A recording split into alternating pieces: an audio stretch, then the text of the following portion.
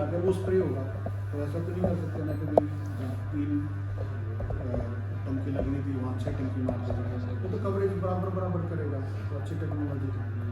दूसरा irrigation system पे हमारे यहाँ पॉपुलर नहीं है, ड्रिप इरिगेशन सिस्टम बिल्कुल पॉपुलर नहीं है, स्प्रिंकलर इरिगेशन सिस्टम बिल्कुल पॉपुलर नहीं है। तो ड्रिप में अगर आप देखोगे तो लगभग तकरीबन कोई सी भी आप क्रॉप ले लो, खासकर वेजिटेबल्स में तो जैसे आलू है, प्याज है, या टमाटो है, टमाटर है, या ब्रिंजल है, इसके अगर प्रोडक्शन को जाते हैं तो लगभग आपकी टोटल अगर 200 अगर क्विंटल निकल रहा है तो वो 250 से 300, 300, 350 क्विंटल, 350 क्विंटल तक प्याज की और आलू की पैदावार बढ़ जाती है अगर टपका सिंचाई कर जाती है। और टोटल इरिगेशन मैकेनाइज है, आपको जरूरत नहीं है कि भाई खेत में पानी देना है नहीं देना, आपका जितनी ज़रूरत है उतना उसमें इरिगेशन देना है। पूरा सिस्टम मैकेनाइज है। अगर आप चाहो तो 5 एकड़ का 10 एकड़ का भी वॉल लगा के और एक ही उसमें प्रोग्राम से जोड़ देते हो, पूरा का पूरा खेत इकट्ठा सिंचाई होगा। भाई घर में इन्वर्टर जब लगे थे तो ये भी कॉम्प्लेक्स इंफॉर्मेशन थी ना, सबको ये लगता था कि यार इन्वर्टर तो कैसे उसका, लेकिन अब कितनी कॉमन होगी टेक्नोलॉजी, तो जैसे जैसे टेक्नोलॉजी लोगों तक पहुँचेगी तो बहुत कॉमन हो जाएगी वो इन्फॉर्मेशन स्प्रेड। हाँ, जैसे सर मोबाइल थे पहले तार वाले फ़ोन आ करते, मोबाइल हो गए तो किसी ने क्या पता था बिना तार की बात हो जाएगी। हाँ। बिल्कुल। सोलर का जैसे मैं आपको बताऊँ, सोलर में 97 में मेरा प्रोजेक्ट था, मैं बीटेक करके निकला था, तो वो फाइनल ईयर में हमने स्टडी करा था, तो फिर बाद में उसकी फंडिंग मिली थी 10 लाख रुपये की। और एक्चुअल में ऑन द ग्राउंड वो सोलर इरिगेशन पंप लगा था गूगल जैसे सोलर 97 में। तब एक बात आई थी कि डीसी से मोटर चला रहे थे, क्योंकि डीसी पावर देता है सोलर, डीसी से ही डीसी मोटर चला रहे थे, तो उसमें क्या था कि कार्बन ब्रश होते हैं डीसी मोटर। तो मुझे बड़ी दिक्कत आई 2-2.5 साल पहले प्रोजेक्ट चलाया कि वो कार्बन ब्रश 2-2.5 महीने में कार्बन ब्रश उसके खराब हो गए थे।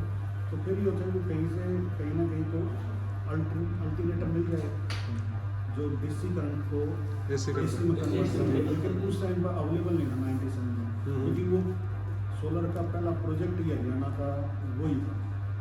तो उससे पहले हरियाणा में सोलर प्रोजेक्ट लगाने का कोऑर्डिनेटिंग प्रोजेक्ट था, वो एक पंजाब में देखा था, पंजाब एग्रीकल्चर इंस्टीट्यूट, एक हमारे को, और इस तरह कुछ संस्थान थे यहाँ का ऑल इंडिया ब्रिज रेक्टिफाई लगा के AC to AC कन्वर्ट कर सकते। हाँ डायोड लगा के। हाँ, लेकिन उस टाइम वो मार्केट में अवेलेबल नहीं था, ना किसी उसमें था कि इतना ईजीली मिल जाएगा, ताकि हम उसको चेंज करके। फिर हमारी प्रॉब्लम ये थी कि उसका जो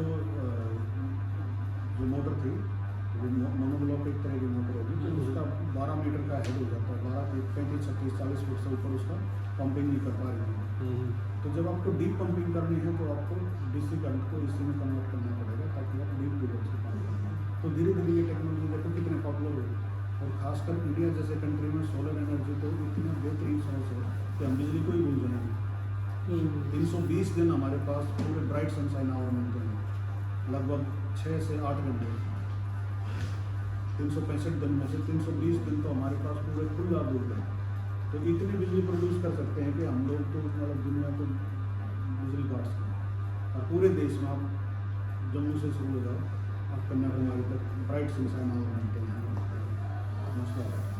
तो ये इंफॉर्मेशन है जो ग्रीन एनर्जी है, तो इस तरह की इंफॉर्मेशन को धीरे धीरे आपको देखना पड़ेगा। देख सकते हैं जैसे ड्रोन का भी अगर आपको धीरे धीरे देंगे, क्योंकि फेड भी इसको प्रोवाइड करेंगे 300 ड्रोन के आसपास। जैसे फसल का ड्रोन छिड़काव करते हैं और एक नॉर्मल यूरिया डालते हैं, तो कुछ फर्क है या बेस्ट भी थी कौन सी होगी?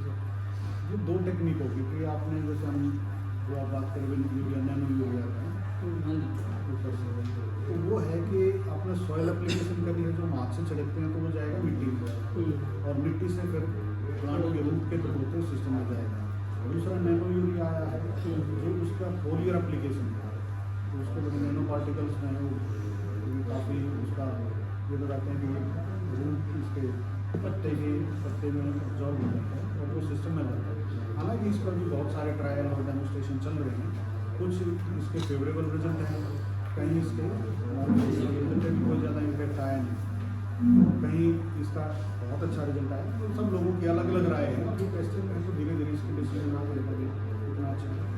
और मेन बात है कि ओवर डोजिंग अगर हम सॉइल में भी कर रहे हैं तो हमें ओवर डोजिंग तो करनी पड़ेगी, क्योंकि जो बहुत सारा नाइट्रोजन है वो ज़मीन में चला रहा है। प्लांट को तो जितनी जरूरत है उतना ही, तो आपने बेशक स्किन पर लगा के कोई ले लिया तो ये आपने इनटेक कर लिया, तो जो इनटेक करेंगे तो कुछ फूड पाइप से होता हुआ बाहर भी निकलेगा एक्सेस होगा। सर नैनो यूरिया का जो छिड़काव हम सीधा जमीन पर भी कर सकते हैं, ना जमीन पे जाके जैसे हम हाथ से छिड़कते हैं उसकी बजाय अगर नीचे ना नहीं पत्ते उस पे एनर्जी ले नहीं खाली खेत में छिड़कना। अभी जैसे मान लो आगे चल के प्री एमरजेंसी स्प्रे है, मान लो गेहूँ बोए ना, ये धान का ही लगा लो, DSR सीधी धान की सीधी बिजाई करिए, उसमें रिकमेंडेड हमारा जो प्री एमरजेंसी सर्विस है रिकमेंडेड है आपका स्टॉम्प के नाम से, वो लगभग 1.3 लीटर पर एकड़ के हिसाब से, तो किसान ने सीधी बिजाई तो कर दी और उसका टाइम पीरियड है कि उसमें नमी होना चाहिए खेत में, और 0 से 3 दिन मतलब जिस दिन बिजाई करें उसके 3 दिन के अंदर उसका स्प्रे हो। लेकिन अगर हमारे पास ड्रोन अवेलेबल है तो फिर ये नहीं देखना पड़ता है कि आज करेंगे कल करेंगे, अगर बिजाई करेंगे तो कई बार किसान उसको पोस्टपोन कर देता है, कल कर देंगे परसों कर देंगे, और खासकर जून जुलाई में मौसम कई बार ऐसा हो जाता है तो उसको लगता है कि आज हमने धान दो और बादल आ गए, उसको लगे कल परसों बारिश होगी, आज स्प्रे करवाने कोई फायदा नहीं इसका, आज तक उसे नहीं कल नहीं। तो ये टेक्नोलॉजी आपको इमीडिएट वर्क करने को, तुरंत प्रभाव से काम करने के लिए प्रमोट करेगी। ये 5 मिनट में हो जाएगा कर करके हाँ, तब बैठे यहाँ बैठ ट्राई करना हो जाएगा। ये इन्फॉर्मेशन जो है ना आपकी धीरे धीरे चल के पॉपुलर होगी। इसकी ट्रेनिंग डिस्ट्रिक्ट वाइज होती है सर, अभी हो रही है ड्रोन? अभी तो एप्लीकेशन मिले थे मैंने, तो करीबन 39-40 आदमियों के फार्म आए हैं, तो अभी पहले उनकी training department agriculture online apply होता है ऑनलाइन न्यूज़पेपर में भी दिया है, आगे भी दिया अच्छा सर इसका पोर्टल कभी कभी खुलता है या मतलब खुला ही रहता है है? ना, खुलेगा जब कॉल होगी तभी खुलेगा, जब स्कीम की कॉल होती है हाँ हाँ हाँ तभी ऐसे ही खुलेगा। ट्रेनिंग के लिए। अभी पूरे इंडिया में बस 30-40 सर, मतलब हरियाणा में सॉरी 39, नहीं सोनीपत डिस्ट्रिक्ट 39 एप्लीकेशन सोनीपत में 39। पीछे मांगे थे मोदी, अभी मेरे यहाँ पर टारगेट है, काफ़ी लड़के ट्रेंड कर रहे हैं इससे, ऐसा नहीं है कि छोटा प्रोजेक्ट है, बड़ा प्रोजेक्ट है। तो यहीं से स्टार्ट हुआ सर, ये सोनीपत में ही पहली ट्रेनिंग हुई। मेन बात क्या है कि किसी भी इस पर काम करने का एक मकसद है, जब आप डिजीज़ को, इंसेक्ट पेस्ट को, न्यूट्रिएंट मैनेजमेंट को तभी आप मैनेज कर सकते हैं जब एकदम एक ही तरह है। मान लो आपने कुछ अर्ली वैरायटी बताई, तो अर्ली वैरायटी का क्लियर कट ये होगा कि इस तारीख से इस तारीख के बीच में वैरायटी दी जाएगी, तो आप एस्टिमेट दे सकते हो सारा बता रहे कि कितना फर्टिलाइजर चाहिएगा, कितना चाहिए, कितना चाहिए, तो वो इस तरह मतलब धीरे धीरे टेक्नोलॉजी में जा रहे हैं। ये वैरायटी इतने दिन से इतने दिन की विंडो है, इसमें बिजाई करो, इसका फ़ायदा क्या है? उसका फ़ायदा ये होगा कि अगर मान लो किसान के पास जानकारी नहीं है कि उसने कोई लेट वैरायटी थी और वो अर्ली में शुरू कर दी, जो भी उसके पास सीड उपलब्ध है, तो उसको वो मौसम तापमान मिलना नहीं, तापमान जैसा नहीं रहेगा तो उसकी पैदावार उतनी नहीं होगी, वो फिर बगैर जानकारी के लॉस भी होता है। ये सारा का सारा पर्पज ये है कि ताकि सिमेट्री आए, जो अर्ली वैरायटी है वो पहले भी जाएगी, जो नॉर्मल वैरायटी है वो समय पर भी जाएगी, जो लेट वैरायटी है बाद में भी जाएगी। तो ये जो ड्रोन की स्कैनिंग है या जो समय पर आपके फर्टिलाइजर देना है, आपके जो स्प्रे करना है, वो जब समय पर होंगे तो सारे के सारे एक्ट जो है टाइमली परफॉर्म होंगे, तो आउटपुट जो है वो सभी रिसोर्सेज, जैसे मैंने शुरू में बात करी तो सभी रिसोर्सेज का मिला के आउटपुट बढ़ेगा, उतने काम से उतने। इसका प्रॉफिट कैसे क्रिएट होगा सर? अब मान लो आपने 39 बच्चे जो चूज़ किए हैं सोनीपत में, वे प्रॉफिट के उसमें ही होंगे सर, क्योंकि इतने कमर्शियल यूज ही करेंगे सर। वो लाइसेंस दे देंगे, नहीं ड्राइविंग लाइसेंस दे देते हैं। लाइसेंस तो मिल जाएगा सर। अब जैसे मान लो मैं हूँ मेरे पास 5 किले ज़मीन है सर। अब उसमें तो इतना महंगा ड्रोन लेने का कोई फ़ायदा नहीं है। इससे अच्छा तो ये है भाई उसके पास है भाई तू भी कर जा। तो मेनली तो भाई इसी टाइप में ही करेंगे। तो इसमें प्रॉफिट क्या है सर इसमें मतलब? इसका mainly प्रॉफिट ये है कि अगर आपके पास लाइसेंस है तो क्या आप गाड़ी ड्राइव कर सकते हो। हाँ तो जो भी इंस्टीट्यूशन है उसके पास सपोज करो कि एक किसी कस्टम हायरिंग सेंटर में या आपके हायरिंग सेंटर में एक ड्रोन परचेज कर लिया, ठीक। आपको पायलट तो चाहिए। हाँ जी। अब पायलट चाहिएगा तो आपको पायलट इतने भी चाहिए कि आपको कम से कम 200, 500, 1000 एकड़ स्प्रे कर 1000 एकड़ के लिए एक ही टाइम की विंडो निकलती है जिसने स्प्रे करना है। हाँ। तो ऑलमोस्ट वो 10 दिन की विंडो हो सकती है। हाँ। तो आज कर लेगा तो 10 दिन बाद करेगा, ठीक है। उस 10 दिन में आपको 1000 के लिए कंप्लीट करने हैं तो आपको कितने लड़के चाहिए? बिल्कुल चाहिए। एक दिन में अच्छा जो ड्रोन पायलट है वो आपके मैक्सिमम 10 एकड़ से लेकर 15 एकड़ कंप्लीट करता है। तो उसी विंडो में आपको कितने सारे आदमी चाहिए? तो जो मैनुअल स्प्रे वाला सिस्टम है वो एलिमिनेट हो जाएगा धीरे धीरे। उसकी कॉस्ट क्या थी सर जो मैनुअल स्प्रे है वो 1 एकड़ की? 1 एकड़ की कॉस्ट उसमें अगर आप अभी फिलहाल 40 रुपये से 50 रुपये पर टन की ले रहे हैं तो मतलब कितनी लगभग 8 टन की मान के तो कितना हुआ सर ये? 8 टन की का डालो 8 पंजे 400 रुपये 400 रुपये और सर 400 रुपये उसके मैनुअल लेबर है ठीक है और 400 रुपये आपका ड्रोन लेबर है। और 400 ही ड्रोन से ये ठीक है सर। आदमी तो लगा रहेगा ये तो। अच्छा फिर टाइम चोटाला कैसे टाइम बचा टाइम बचा।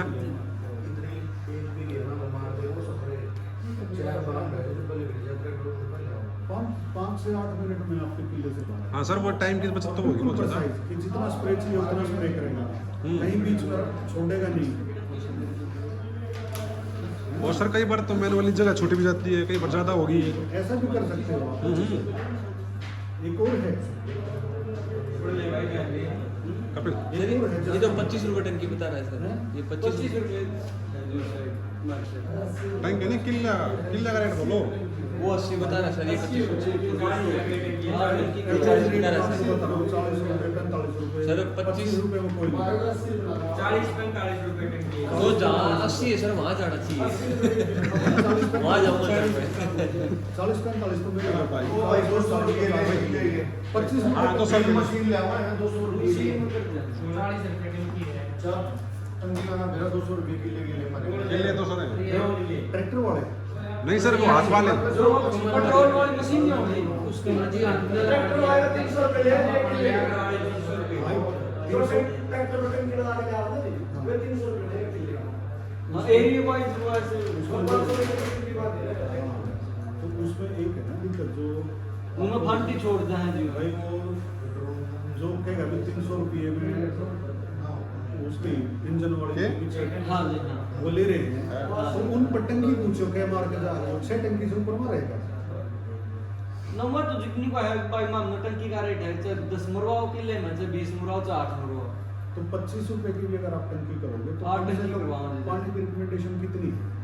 कम से कम 150 लीटर से कम कहीं नहीं है। मतलब किसी भी हाँ। दवाई के स्प्रे में 150, 160 से 200 लीटर तक का रिकमेंडेशन है। तो 15 लीटर का भी वो ले रहा है वो टंकी। 10 टंकी होगी और 25 डाली 250 वो 250 10 टंकी वो मारा नहीं बोले जी मैंने 10 टंकी मार ली तो शाम तक किले 4 करेगा वो बिल्कुल। वो थक जाएगा तो वो एग्जल्ट हो जाएगा हम्म। तो आपके 11 5-6 टंकी करके और वो निकल जाएगा 6 टंकी में आपका पूरा किला कवर 6 टंकी में अगर उसने करा है तो फिर उतनी जो जितनी